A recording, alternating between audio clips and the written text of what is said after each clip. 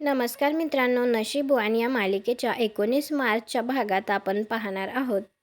नागेश्वर सगळ्यांसमोर गिरिजाला म्हणत असतो, तुम्ही त्या प्रभासला मारलं नाही हे सिद्ध करण्यासाठी आमच्या शब्दाखातर पोलिसांनी 24 तासांची मुदत दिली. तर गिरिजा म्हणते, पण अजूनही 24 तास पूर्ण व्हायला 7 मिनिटं बाकी आहेत. तर सावी म्हणते, मग काय या 7 मिनिटात इकडचं तिकडे होणार आहे का? तर गिरिजा म्हणते, तो माझा नवरा पुढच्या 7 मिनिटात मी निर्दोष आहे हे सिद्ध करायला इथे नक्की येईल. थोड्याच वेळात आता तिथे पोलीस येतात आणि ते गिरिजाला म्हणतात, यू आर अंडर अरेस्ट. आणि त्याच वेळी आता रुद्रप्रतापसुद्धा तिथे येतो आणि तो म्हणतो, थांबा, माझी बायको गिरिजा निर्दोष आहे आणि याचे रीतसर पुरावे मी घेऊन आलो आहे.